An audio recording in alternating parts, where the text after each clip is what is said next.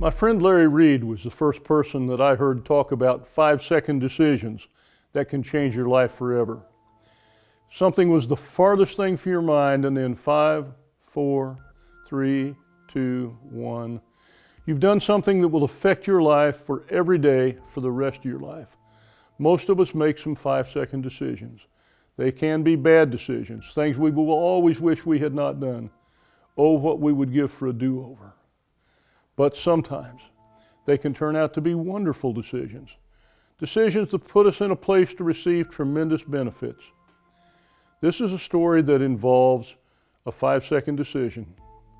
I call it Doc's Holliday. There's an adage that says dynamite comes in small packages. Now that's a good description of Doc Holliday. I've known some tough street characters through the years, many with names that spoke to their persona. An Irishman who called himself Cochise, an African American called Geronimo. There was Bobby Little who wasn't little, and there was little Bobby Stout who wasn't all that stout. There was Bulldog, Angel, Big Mama, Thief, and so on. None was any tougher or any more dangerous than Doc Holliday. Doc was a study in contradictions. He had served a long prison sentence for sticking a pistol into a man's chest and shooting him in the heart. He was a rough and tumble street fighter who wasn't afraid of anyone or anything. I personally took 2 sets of brass knuckles away from him. Doc lived under the East Broad Street Bridge, where he served as a de facto mayor of a small band of, well, street thugs. And like many people of the streets, Doc had his own sense of right and wrong and his own brand of justice. One night while I was teaching a Bible study, a man sitting in the back row pulled out a bottle and took a tug off of it. Seeing this, Doc leapt to his feet, took 2 steps and unleashed a punch that broke the man's nose, blacked both of his eyes, and sent his head crashing into the brick wall behind him. Glaring at the stunned man, Doc growled, "This here is God's joint. Now you show some respect." After a few seconds, the recipient of Doc's correction shook his head and with blood running down his face said, "Hey, somebody hit me." Well, for some reason Doc liked me and he would listen to me. On several occasions he told me, "Steve, you preach good. It makes sense. Now you keep talking to me." I knew it wasn't a compliment. Doc didn't give compliments. It was more of a direct order.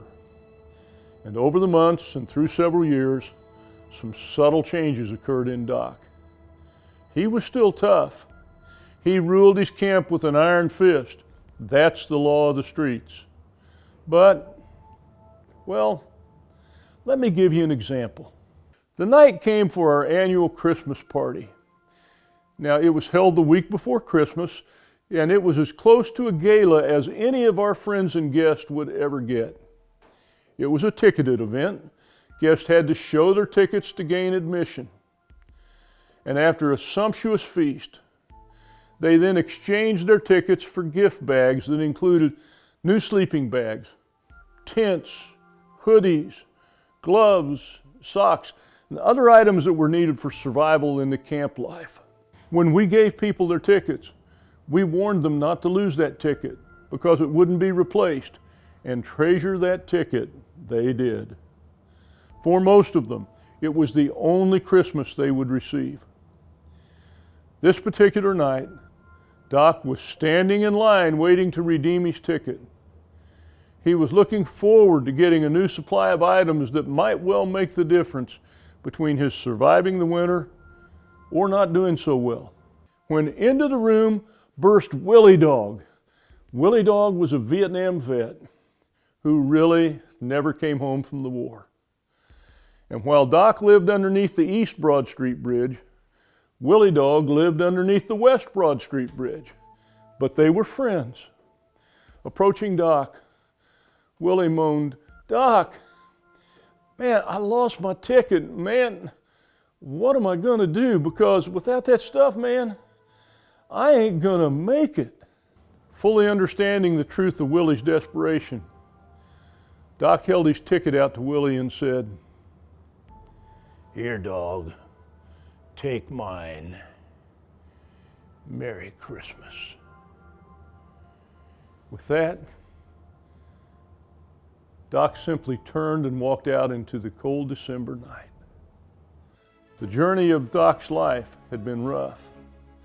Many times it had been brutal. But Doc had come to a new point, a new place on his journey of life. There's a verse in the Bible that tells us that God loves a cheerful giver. And it says he delights in the one whose heart is in his gift. My personal experience has been that when I give cheerfully in order to meet someone else's need, God has always seen to it that my needs get met. As for Doc, he gave up his only Christmas, a Christmas that would help ensure his personal survival in order to help a friend living underneath another bridge. About 30 days later, a letter arrived at our little center addressed to Doc Holliday. Well, actually, it had his real name on it. But there was a letter from an attorney in North Carolina, and it informed Doc that a cousin had died and left his estate, including a farm with a home on it, to Doc. Doc had helped someone else who couldn't help himself. God, in turn, had given Doc quite a holiday. And to the best of my knowledge, Doc lived out the rest of his life journey on that farm in North Carolina. Doc's journey of life took quite a turn. How is that journey of life going for you? Regardless of whether you live in a mansion on a ridge or in a sleeping bag under a bridge like Doc did, let me assure you, it is okay. The thing that makes it okay is that there is a God who wants to embrace you. He wants to accept you right where you are. The same God who embraced Doc under the bridge wants to embrace you right now, right where you are. You don't have to change anything. Just give him permission to come into your life. There is one other thing that you do need to know. God loves you far too much to leave you where he finds you. If you will allow God to do so, he will take you places that you could never go on your own. God took Doc from a sleeping bag under a bridge in Ohio to his own farm in North Carolina. Where would you like him to take you? My name is Steve Campbell. For over 4 decades, it has been my privilege to share insights about the journey of life. I'd like to hear about your personal journey, where you are on that journey. Please drop me an email at the address on your screen. Tell me about your journey. Tell me about where you are. Where would you like to have that journey go? And while you're at it, tell me what you think of the story of Doc's Holliday. I want to thank you for watching. I look forward to hearing from you. Blessings.